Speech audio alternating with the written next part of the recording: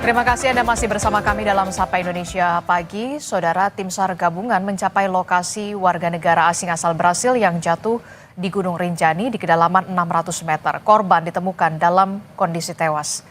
Selasa malam, tim SAR berhasil mencapai lokasi pendaki asal Brasil yang jatuh di Gunung Rinjani karena cuaca yang tidak memungkinkan. Evakuasi korban dilakukan pada Rabu pagi dengan metode lifting atau diangkat ke atas. Evakuasi akan dilanjutkan menggunakan helikopter dari Posko Sembalun menuju Rumah Sakit Bayangkara Polda NTB.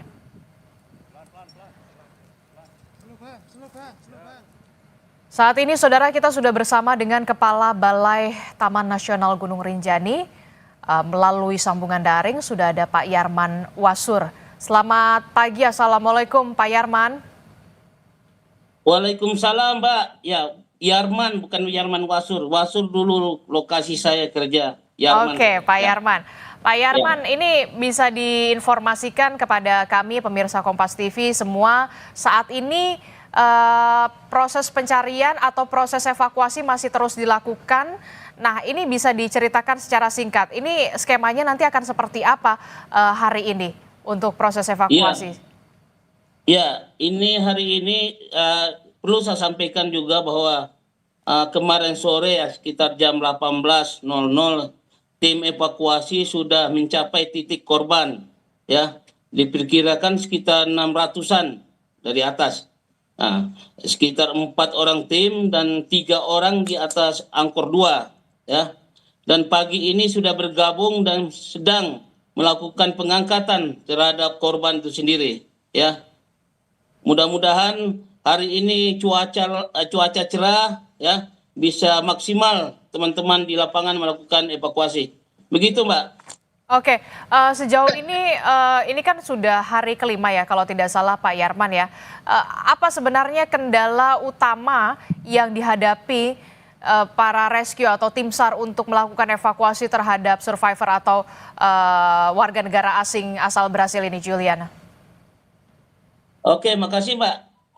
Kita tahu bahwa mungkin teman-teman pendaki sudah yang pernah mendaki di Gunung Rinjani sangat ekstrim. Topografinya sangat curam atau ekstrim, dan cuacanya ini setiap saat berubah-ubah, Mbak. Ini yang menghambat terjadinya kegiatan evakuasi, ya. Oke. Kok gambar nggak muncul? Ya, itu yang menghambat kegiatan, tidak maksimal teman-teman di lapangan melakukan kegiatan evakuasi. Jadi memang itulah kira-kira menjadi itu, Mbak. Oke, jadi memang kendala cuaca ekstrim yang sering kali berubah-ubah di puncak ini yang kemudian menjadi kendala dari proses evakuasi yang dilakukan oleh tim SAR atau rescue untuk mengevakuasi korban Juliana.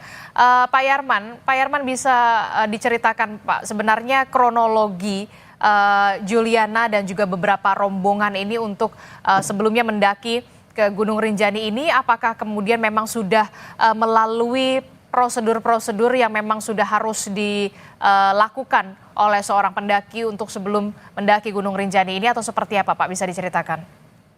Iya, sebenarnya korban ini sudah melalui prosedur yang sesuai dengan SOP yang telah kita tetapkan. Artinya memang pada tanggal 21 Juni 2024 itu kita dapat informasi ya terkait dengan adanya pendaki yang jatuh pada pagi hari itu di kita Pelawangan 4, ya, Cemara Nunggal itu, ya.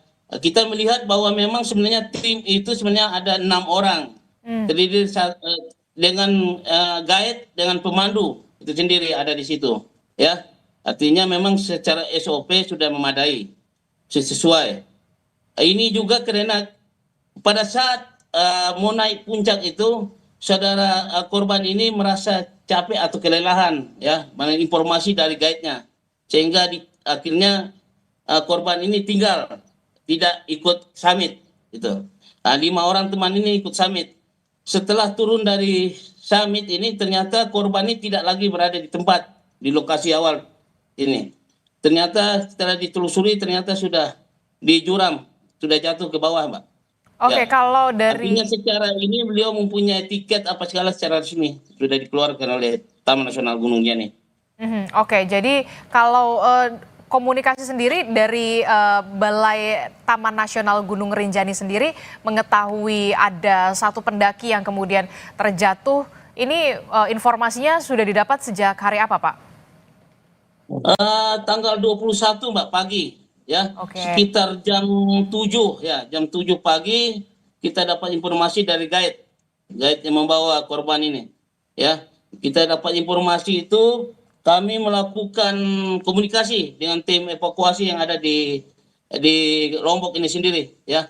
Ada beberapa tim di situ termasuk Basarnas, BPBD, NTB, dan teman-teman Oke. TNI Polri.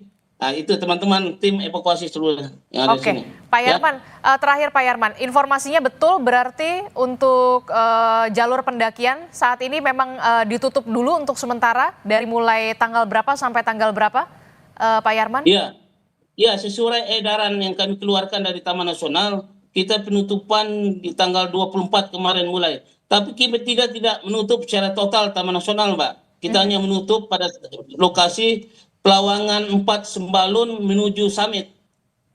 Itu. Tapi pintu-pintu pendakian lain bisa boleh dikunjungi.